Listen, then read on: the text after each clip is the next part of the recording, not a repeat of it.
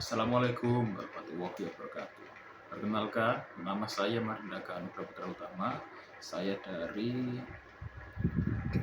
Prodi Teknik Informatika dan dari kelompok nomor 52 Sakato.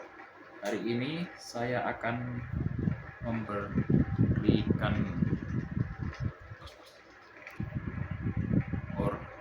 orasi dengan judul kebebasan bersuara atau ditangkap karena kata revolusi mahasiswa di tengah demokrasi yang terkekang. Oke, mari kita mulai. Saudara-saudara sekalian, hari ini kita berdiri di persimpangan sejarah. Di suatu sisi kita dijanjikan demokrasi, ruang di mana setiap suara berarti, di mana kritik bukan pengkhianatan, dan di mana kebenaran tidak dibungkam oleh kekuasaan. Di sisi lain, kita menyaksikan realitas yang pahit. Mahasiswa dipenjara karena poster aktivis, dijerat UU ITE karena status sosial media, dan ruang diskusi yang menyempit bagai dinding penjara. Lalu di manakah posisi kita? Kita mahasiswa sering disebut sebagai agen perubahan. Tapi apa artinya gelar itu jika kita hanya diam? Kita tidak takut mengkritik ketidakadilan jika kita membiarkan demokrasi dikekang oleh mereka yang alergi terhadap suara berbeda. Saudara-saudara, lihatlah sekitar kita. Setiap hari ada cerita tentang anak bangsa yang dihukum bukan karena merusak negara, tapi karena berani bertanya mengapa dianggap ancaman, hanya karena menyuarakan apa yang seharusnya menjadi hak semua warga. Hak untuk bersuara, hak untuk protes, hak untuk menuntut keadilan. Tapi izinkan saya bertanya. 1. Apakah demokrasi kita sehat jika mahasiswa harus berhitung dulu sebelum menulis opini? 2. Apakah kita benar-benar merdeka jika UU yang seharusnya melindungi justru menjadi alat untuk membungkam? 3. Sampai kapan kita akan membiarkan ketakutan mengalahkan keberanian? Kita tidak boleh lupa, sejarah dunia dan Indonesia sendiri membuktikan bahwa perubahan selalu dari suara-suara yang awalnya dianggap berisik. Reformasi 1998 lahir dari keberanian mahasiswa dan rakyat yang menolak diam.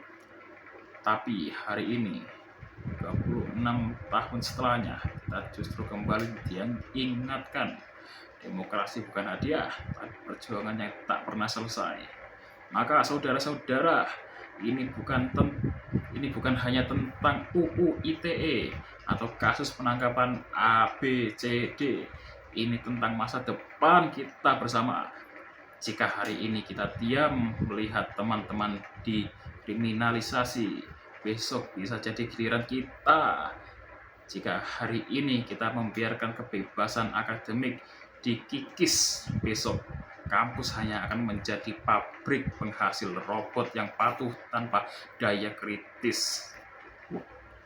Kita tidak minta hak istimewa, kita hanya menuntut apa yang sudah dijanjikan konstitusi, bahwa setiap warga negara berhak menyampaikan pendapat. Pasal 28E Undang-Undang 1945. Dan bahwa negara harus menjamin kebebasan berekspresi. Pasal 28F. Tapi janji itu tidak berarti apa-apa jika kita tidak berani menjaganya.